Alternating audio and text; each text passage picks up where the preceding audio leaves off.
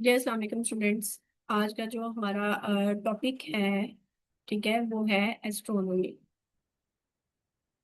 Everyday science का ये बड़ा इंपॉर्टेंट टॉपिक है जो कि हर एग्जाम में आपसे कई दफ़ा पूछा जाता है, कई दफ़ा पूछा गया है इसमें से क्वेश्चंस। तो ये जो बहुत ही कह लें कि इम्पोर्टेंट टॉपिक है ये आपके लिए, एस्ट्रोनॉमी। अच्छा, एस्ट्रोनॉमी जो है इसे मतलब इसे क्या कहते हैं, एस्ट्रोनॉमी क्या होता है? एस्ट्रोनॉमी में मेनली हम जो है ना वो हैवी बॉडीज, ठीक है, हैवी बॉडीज की स्टडी करते हैं। अब उन हैवी बॉडीज में आपके पास क्या आ जाता है?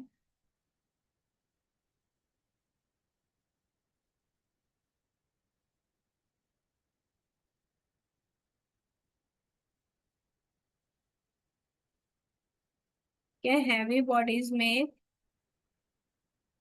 आपके पास मेनली जो चीजें आ जाती हैं उसमें आपके पास स्टार्स हैं, मून है, क्या गैलेक्सीज हैं, सन है, ठीक है, हैवी बॉडीज एंड।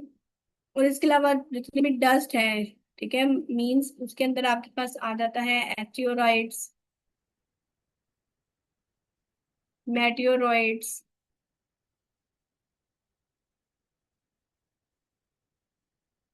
कॉमेट्स वगैरह।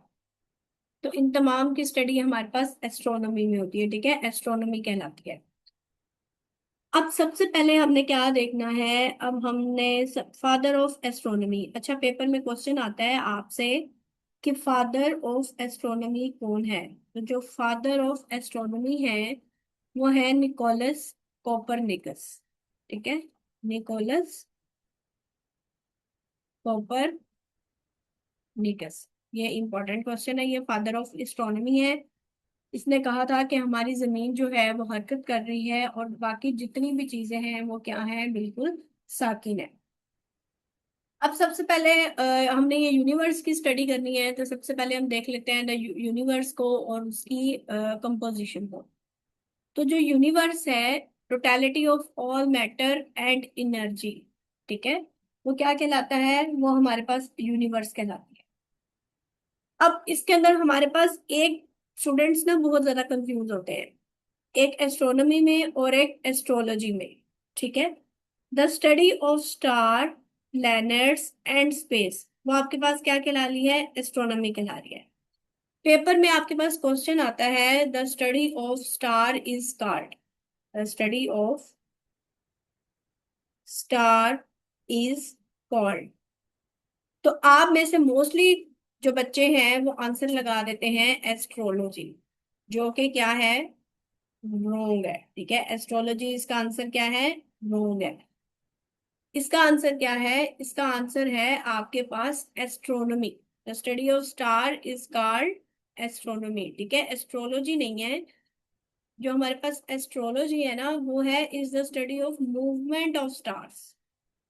मूवमेंट ऑफ स्टार्स की जो स्टडी है वो एस्ट्रोलॉजी है। लेकिन अगर आपके पास अकेला स्टडी ऑफ स्टार होगा तो उसका आंसर आपके पास क्या है? एस्ट्रोनॉमी है, उसका आंसर फिर आपके पास एस्ट्रोलॉजी नहीं होगा।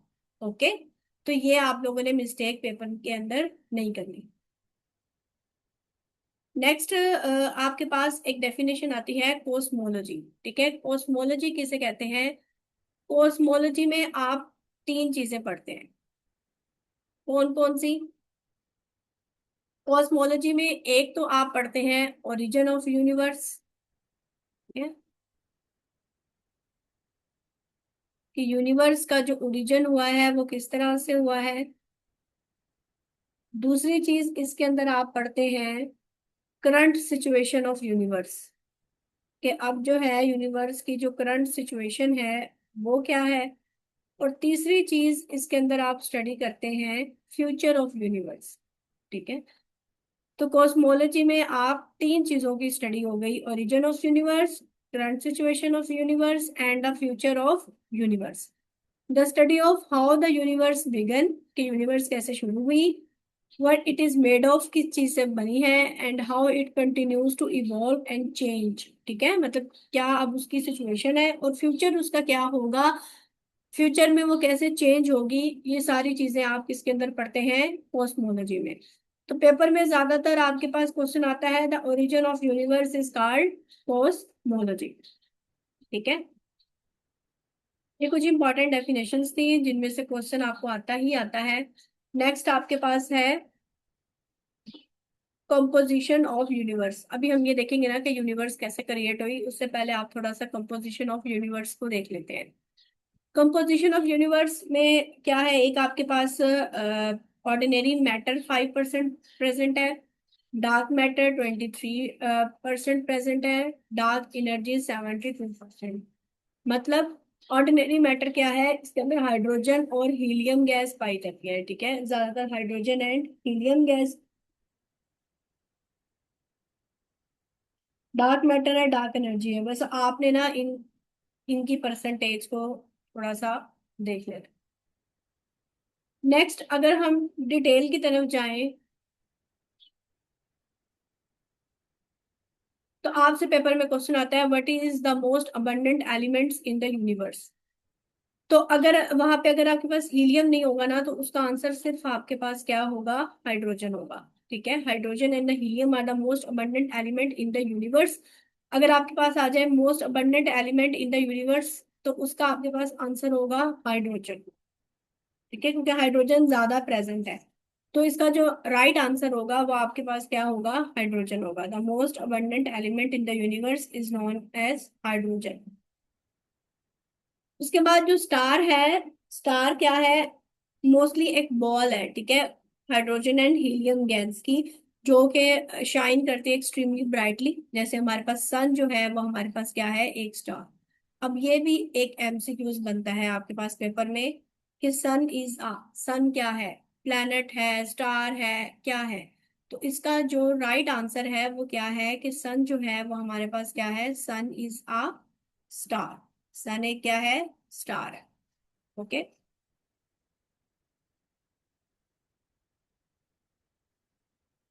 फिर उसके बाद हमारे पास एक टर्म आती है न्यूट्रिनो।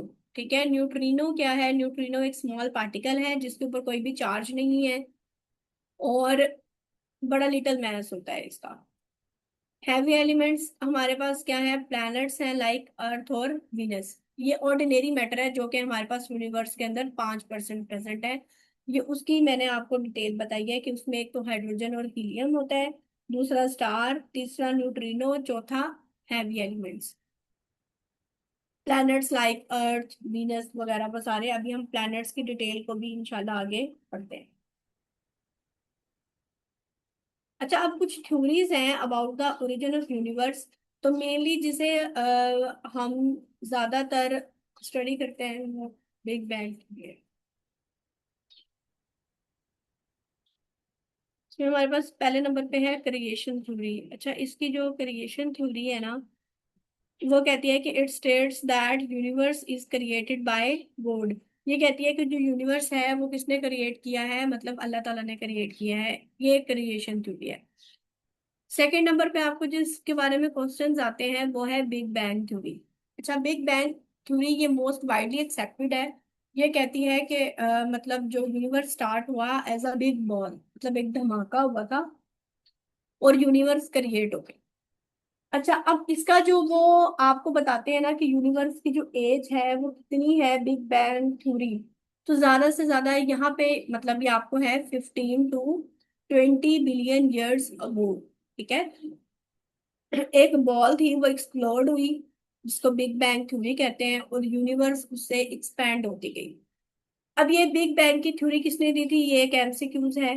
वो किसने दी थी, जॉर्जस लिमाइटर ने। ये बड़ा इंपॉर्टेंट एमसीक्यूज है आपके पास इधर कि big bang theory is proposed by Georges Lemaitre. और इस according to big bang theory जो लाइफ है अर्थ की, एज है अर्थ की, वो कितनी है, 13 बिलियन ईयर्स। ठीक है, कितनी एज है, 13 बिलियन ईयर्स।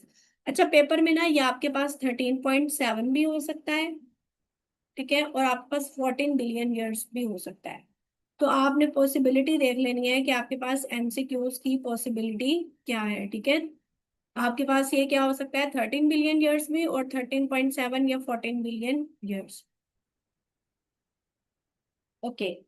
उसके बाद अब हमारे पास जो है अगली जो थ्योरी है वो उसका नाम है ऑसिलेटिंग थ्योरी। इनको आपने इतना ज्यादा डिटेल के साथ नहीं करना है। और क्योंकि ये ऑसिलेटिंग थ्योरी ये कहते हैं कि कंटिन्यूस एक्सपेंशन हुई और कंट्रैक्शन हुई यूनिवर्स के अंदर, और फिर यूनिवर्स जो है वो एक्सपैंड होती गई एंड देन कोलैप्स हो जाएगी। ठीक है, ये कहती है ऑसिलेटिंग थ्योरी। जो स्टेडी स्टेट थ्योरी है ये प्रपोज की थी सर फ्रेड हॉयले ने। ठीक है, ये भी आप थोड़ा सा माइंड में रख लीजिएगा। ये आ सकता है क्योंकि पॉसिबिलिटी है, पेपर में कुछ भी आ सकता है, तो हमने उसी लिहाज से ही करना होता है। ये बिग बैंग थ्योरी के बिल्कुल मुखालिफ है। ठीक है, ये थ्योरी ये कहती है कि न्यू मैटर क्रिएट हो रहा है to fill the space left by the universe. बस। अच्छा, अब ना कुछ टर्म्स हैं, जैसे ब्लैक होल्स की टर्म्स है, सुपरनोवा है। ठीक है, तो इनको भी हम जरा थोड़ा सा इन टर्म्स को भी देख लेते हैं, क्योंकि इन टर्म्स का भी आपको पता होना जो है वो जरूरी है।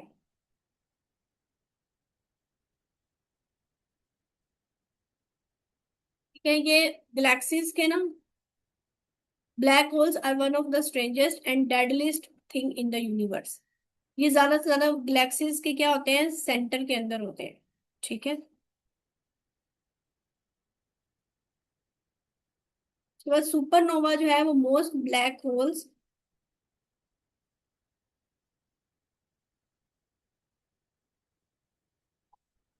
अच्छा, सुपरनोवा जो है ना, इसे कहा जाता है लार्जेस्ट एक्सप्लोजन को कहते हैं सुपरनोवा।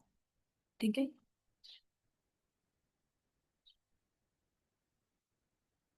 अब ये ब्लैक होल को डिस्कवर किसने किया था? ये एल्बर्ट आइंस्टाइन था। एल्बर्ट आइंस्टाइन, इसने फर्स्ट टाइम प्रिडिक्ट किया था the existence of black holes in 1960s, जब इसने थ्योरी ऑफ रिलेटिविटी दी थी। अब ये भी यहाँ से एक एमसीक्यूज निकल आया कि थ्योरी ऑफ रिलेटिविटी किसने दी थी। थ्योरी ऑफ रिलेटिविटी किसने दी थी? तो वो दी थी एल्बर्ट आइंस्टाइन ने। एल्बर्ट आइंस्टाइन ने। ठीक है, ये आपके पास एक एमसीक्यूज है। उसके बाद एक अमेरिकन एस्ट्रोनॉमर था जिसका नाम था जॉन व्हीलर। इसने ब्लैक होल का टर्म दिया था 1967 में। अब ये आपका एमसीक्यूज है। ठीक है, अमेरिकन एस्ट्रोनॉमर था जॉन व्हीलर। इसने टर्म दिया था ब्लैक होल्स का 1967 में। अब जो सबसे पहला ब्लैक होल था ना एवर डिस्कवर्ड, वो स्पॉटेड किया गया था 1971 के अंदर। ठीक है, और ये Antarctica, developed in the zone layer is over Antarctic. अब देखिए इधर से आपके कितने सारे जो है ना वो एमसीक्यूज बन गए। अब हमने ना यूनिट्स और इन एस्ट्रोनॉमी देखने हैं थोड़े से। अच्छा, यहाँ पे ना अब आपने एक चीज समझनी है, यूनिट्स इन एस्ट्रोनॉमी। अब कौन कौन से यूनिट्स है? यूनिट्स इन एस्ट्रोनॉमी, क्योंकि हम एस्ट्रोनॉमी के अंदर यूज करते हैं। इनमें अब कौन कौन से यूनिट्स हैं? सबसे पहले मतलब हम किस किन चीजों से कंपेयर करते हैं? एक तो मैथ से करते हैं, दूसरा टाइम से करते हैं। ठीक है, और तीसरा जो है वो हम डिस्टेंस से करते हैं। तो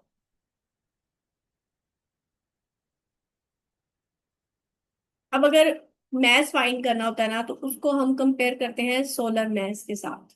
ठीक है, और सोलर मैथ कितना है आपके पास, ये भी एक एमसीक्यूज है। आपके पास सोलर मैथ है 1.98 मल्टीप्लाइड बाय 10⁻³ ये आपके पास सोलर मैथ है। अगर हम आपने टाइम को मेजर करना है, तो उसको आपने फिर किसके साथ कंपेयर करना है? जो हमारे पास वन डे होता है। अब एक जो दिन है उसके अंदर कितने घंटे होते हैं? एक दिन के अंदर आपके पास घंटे होते हैं 23 आवर्स। ये आपने एग्जैक्ट फिगर याद रखना है, क्योंकि पेपर में आपके पास एग्जैक्ट फिगर आता है। 23 आवर्स, 56 मिनट्स, 48 4 सेकेंड्स। ठीक है, अब जो जमीन है, जमीन वो सूरज के गिर्द अपना एक चक्कर मुकम्मल करती है 1 डे में, मतलब 23 hours 56 minutes and 4 second. Sorry, सूरज के गिर्द नहीं, अपने एक्सिस के गिर्द। ठीक है, जमीन है ना, वो अपने एक्सिस के गिर्द जो एक चक्कर मुकम्मल करती है वो 1 डे में करती है। और वो कितना होता है? 23 आवर्स 56 मिनट्स एंड 4 सेकेंड्स। और इसे कहा जाता है रोटेशन ऑफ अर्थ। ठीक है, अर्थ जो अपने एक्सिस के गिर्द एक चक्कर मुकम्मल करती है उसे कहा जाता है रोटेशन ऑफ अर्थ। और वो कितने डेज में होता है? 1 डे में, 23 आवर्स 56 मिनट्स एंड 4 सेकेंड्स।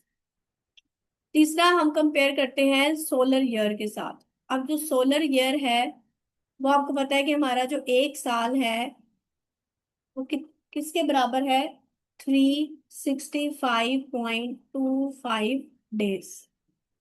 ठीक है, कितना बनता है ये? 365 डेज। एग्जैक्ट फिगर इसका भी आपने याद रखना है। 365 days, 5 hours 48 minutes and 46 seconds. ठीक है, 365 days, 5 hours 48 minutes and 4 seconds.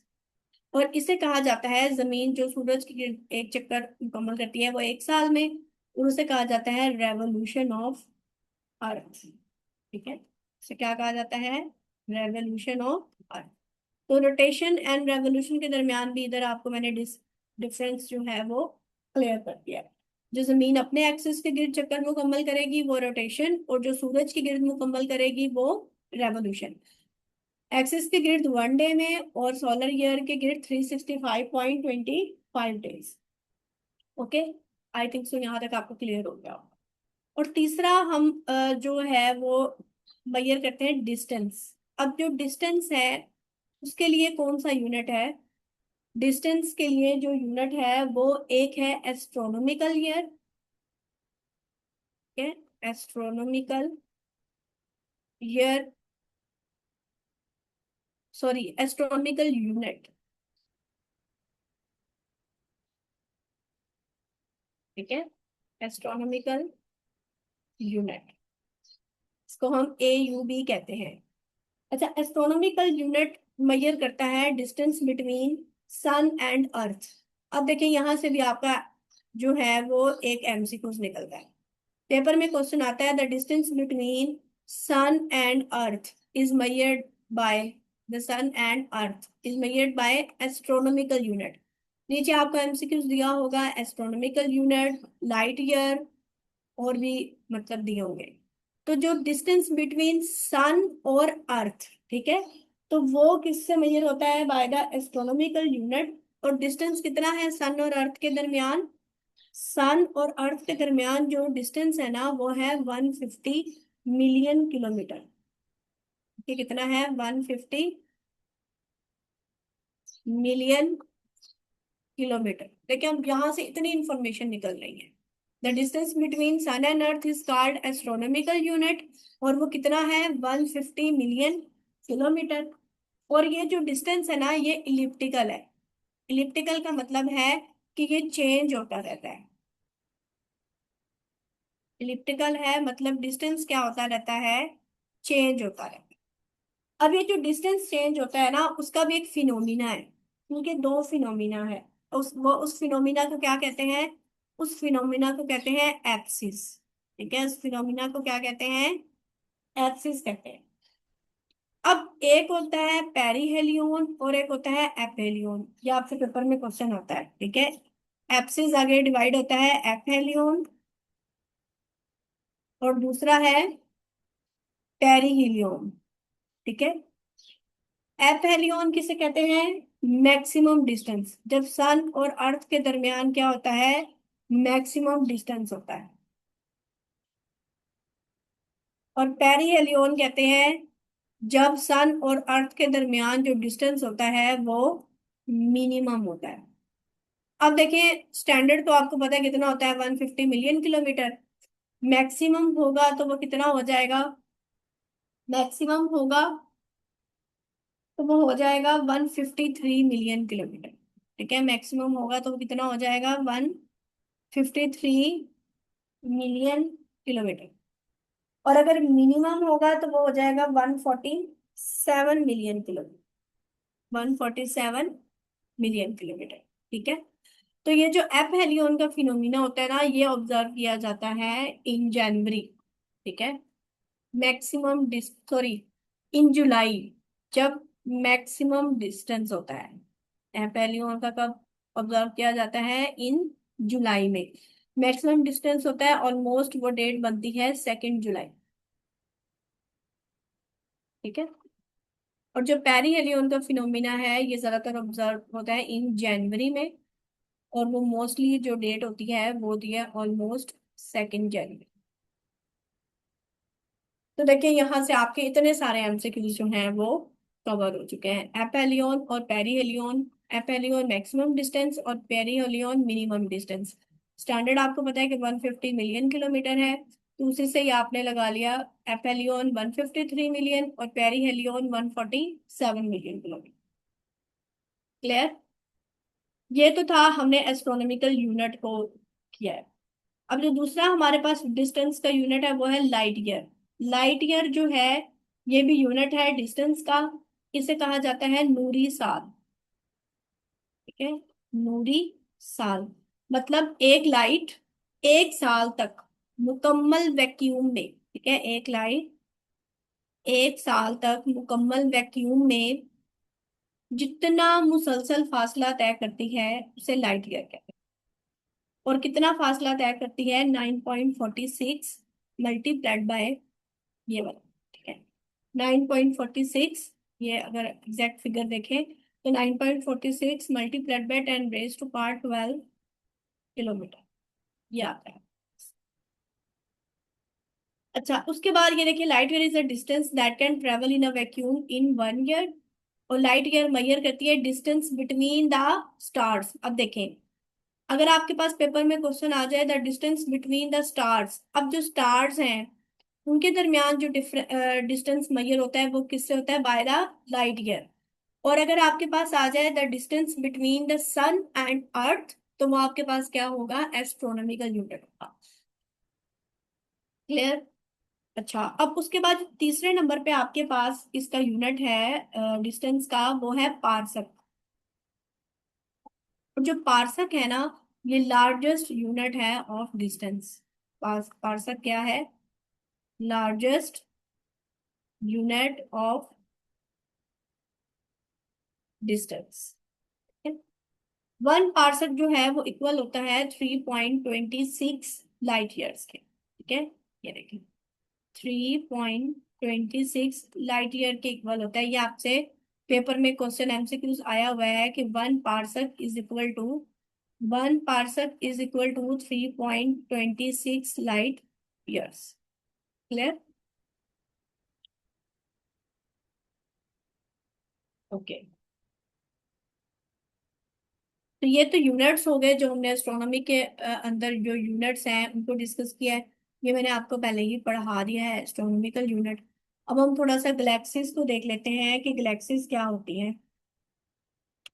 तो हमारे पास जो गैलेक्सीज हैं, group of million and billion of stars. ठीक है, गैलेक्सीज के अंदर मिलियन बिलियन स्टार्स पाए जाते हैं, जो कि ग्रेविटी के जरिए, पहली जो चीज बनी थी ना यूनिवर्स के अंदर, वो गैलेक्सी ही बनी थी। ठीक है। और ये वर्ड ड्राइव हुआ है, गैलेक्सी का जो वर्ड है ना, ये आपके पास ड्राइव हुआ है गैलेक्सियस से। गैलेक्सियस से, जिसका मतलब है मिल्की। क्या इसका मतलब क्या है, मिल्की। ओके। उसके बाद हमारी जो गैलेक्सी है, हमारी जो सोलर सिस्टम इसकी गैलेक्सी है, उसका नाम है मिल्की वे। जहाँ जिससे हमारा सोलर सिस्टम बिलोंग करता है, उसका नाम क्या है, मिल्की वे। मतलब हमारी गैलेक्सी का नाम क्या है, मिल्की वे। अब ये भी एक एमसीक्यूज आपका कवर हो गया कि our galaxy name is Milky Way. और एक आता है कि हमारी गैलेक्सी की शेप क्या है, हमारी गैलेक्सी की जो शेप है वो स्पाइरल है। ठीक है।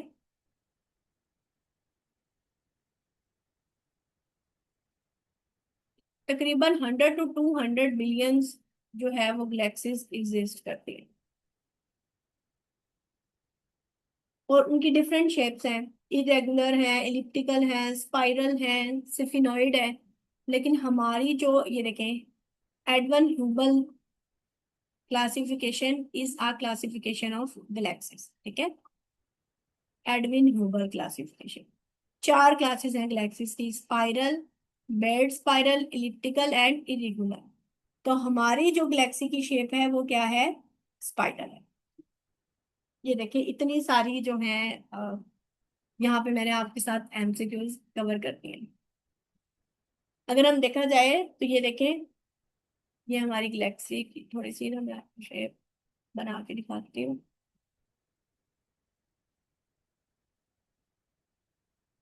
इधर बना रही हूँ, ठीक है, इस तरह से।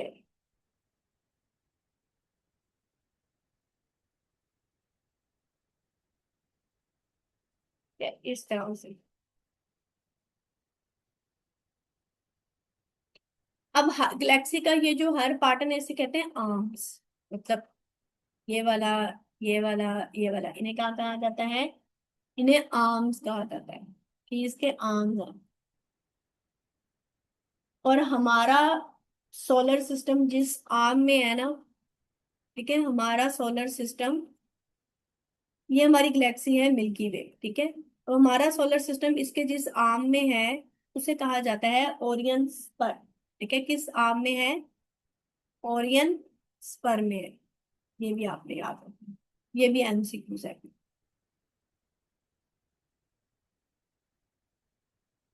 और black hole of our galaxy हमारा ये है, ठीक है। Centre part of the most galaxies क्या होते हैं? Black holes. और हमारा ये ब्लैक होल है हमारी गैलेक्सी का, और इसका नाम है सेगिटेरियस ए,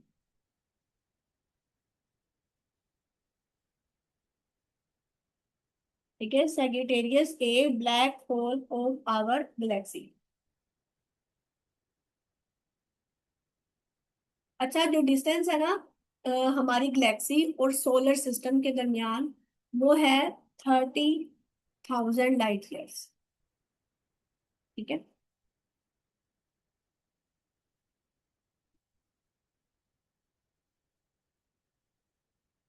हमारा जो सूरज है ना, जब वो गैलेक्सी के दरमियान चक्कर लगाता है, ठीक है, हमारा सूरज गैलेक्सी के गिर्द जब चक्कर लगाता है तो कितना टाइम लेता है?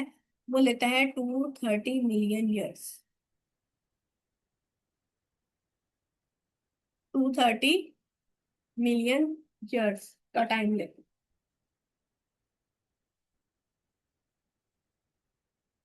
और अगर आपने यहाँ गैलेक्सी के एक कोने से दूसरे कोने तक जाना है, ठीक है, तो आपको कितना टाइम लगेगा? आपको टाइम लगेगा 1 lakh light years.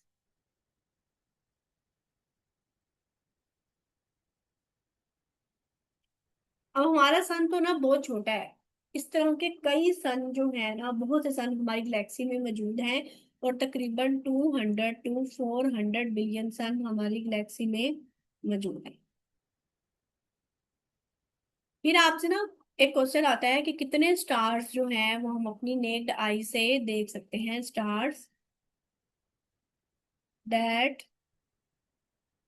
We can see our naked eye, ठीक है। तो कितने स्टार्स हम अपनी नेक्ड आई से देख सकते हैं? तकरीबन 8,000 स्टार्स। ओके।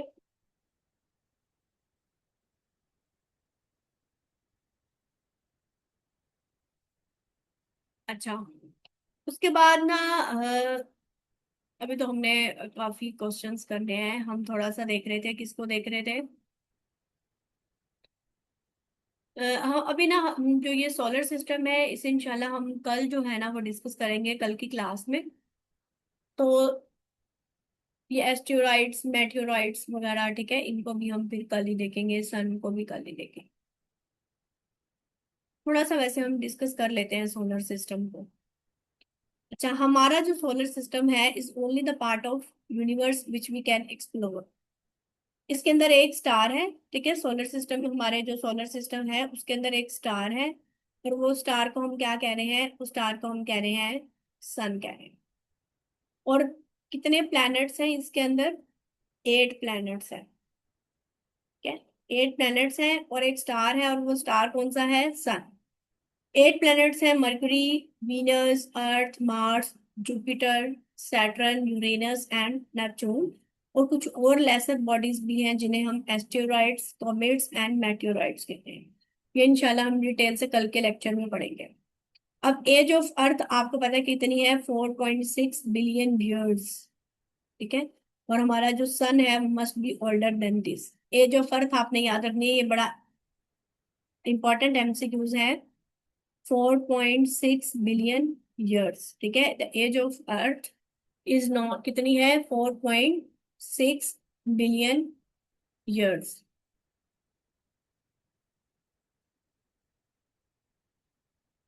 चले, आज का हमारा लेक्चर इतना ही। कल से इंशाल्लाह हम लोग सोलर सिस्टम स्टार्ट करेंगे और हम अपना सारा सोलर सिस्टम पढ़ेंगे। ओके, चलिए स्टूडेंट्स, आज के लिए इतना ही। ओके, अल्लाह हाफिज।